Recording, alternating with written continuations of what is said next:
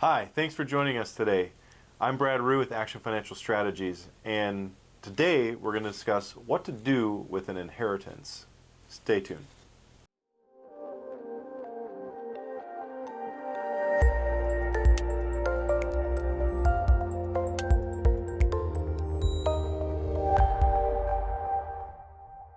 Hi guys, welcome back. What to do with an inheritance? So this is a really highly personal question, and oftentimes also carries a lot of emotion with it because usually you're getting an inheritance from someone you cared about.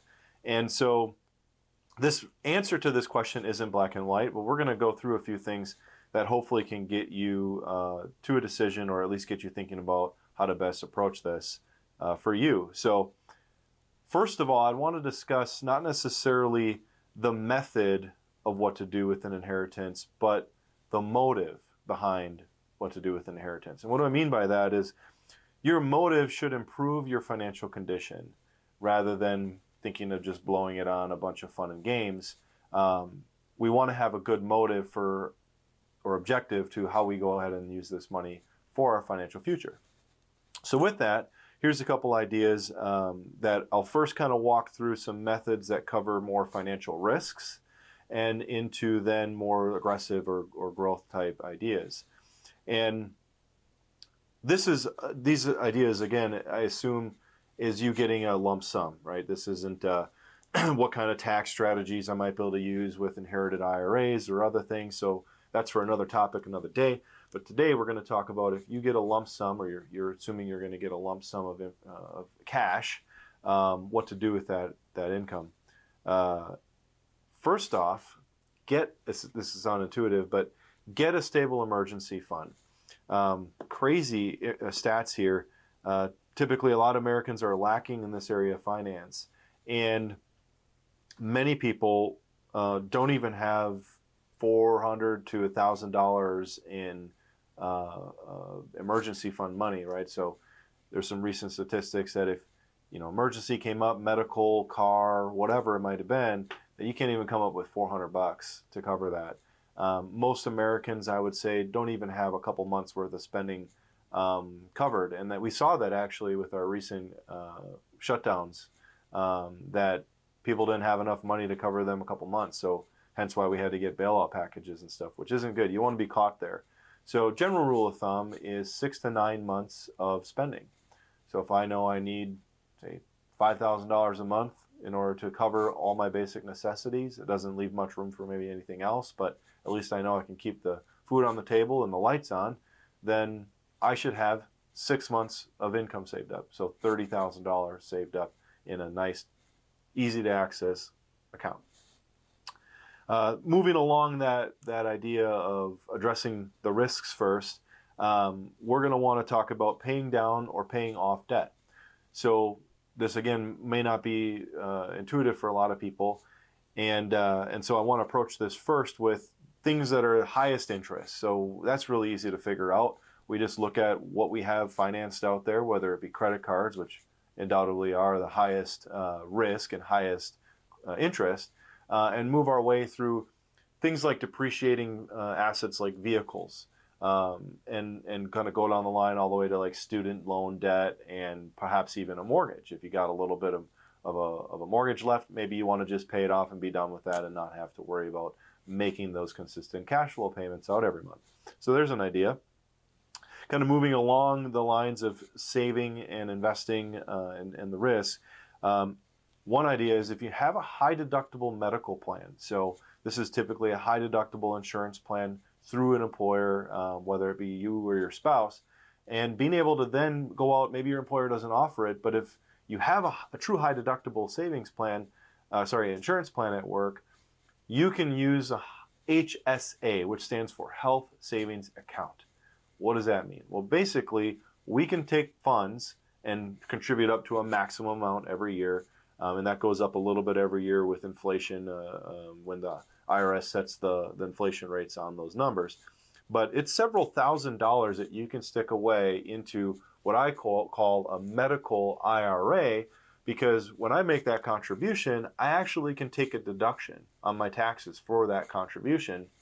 And as long as those funds come back out for qualifying medical expenses, which undoubtedly we'll all use through the rest of our lives, right? So have some sort of medical need at some point. Then those investments that we're making there can come back to us tax-free. Now, there's penalties and things if you don't use it for qualifying medical expenses, but it could be a really good way to get maybe a tax deduction with some of this money that you inherited, as long as you're working and making an income.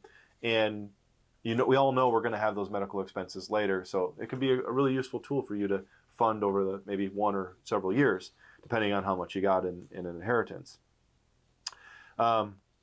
Moving along the track of aggressive investing and saving, if you're still employed, this might be a great opportunity for you to funnel much of that inheritance into your savings plans through work.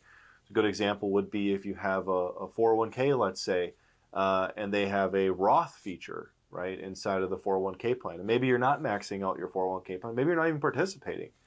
And this could be a great way for you to basically go, okay, let's say I need to put in, $1,000 a month into my 401k, and I'm going to put all that into the Roth IRA side. Well, you're saying, well, Brad, that's great. I can funnel $1,000 a month into my 401k plan off my paycheck, but then I have less take-home pay. Well, you have all of this money from your inheritance kind of sitting here. I would submit to you is go ahead and use that inheritance money as you would for normal living expenses to replace the $1,000 a month that now you're throwing into your savings plan at work. And for most people, it's just like, one hand into another hand. And if you can kind of just manage your finances well every month, this is an easy strategy, right? And you can start putting money away tax-free, whereas you may be limited in terms of how you save tax-free if you were to just use that inheritance and stick it right into the stock market, let's say. Moving along the spectrum again, maybe you're already putting enough money into those plans. Maybe you've already paid down debt. Maybe you've already or can't participate in a HSA. Then you kind of limited in some options as far as how to save and invest that. I would suggest, very least, determining a goal for the money. Maybe it's to support or enhance your retirement. Maybe it's to go to kids' education and college savings. But perhaps it's just, I put it in a joint savings account if I have a wife or a husband, or I just start an individual account, and I have a tax managed layer on that, meaning I'm making sure that it's managed efficiently so that I'm not getting hit with a lot of income tax or capital gains tax year over year, eroding some of the value of my investing. So that's the next idea. And then lastly, which I think was probably the most aggressive, and for some people, I would say most people aren't probably going to do this, but you could simply look at, again, buying property, investing in property, or perhaps you're a business owner like many of our clients, and it's time to retire some business debt, or maybe acquire another business, or invest back into your business, into some of the areas that you're going to see some growth in by enhancing and improving. So with that kind of moving along the spectrum, we got everything from paying down and getting rid of debt to saving into these tax-favored plans, whether it be retirement or HSAs, all the way to just saving and investing in an efficient way on your own or through a place like us to make sure it's meeting future goals for you and your family. So with that, bottom line is, really, I think there's so many different ways you can carve this up, but really start with a good motive and objective for how you're going to use this money. I'm never a fan of just saying, yeah, blow it on, fun toys and expensive things, because that's not going to help you build your future. And so with that, continue to build your future, continue to tune into us, and look forward to talking to you guys next time. Take care.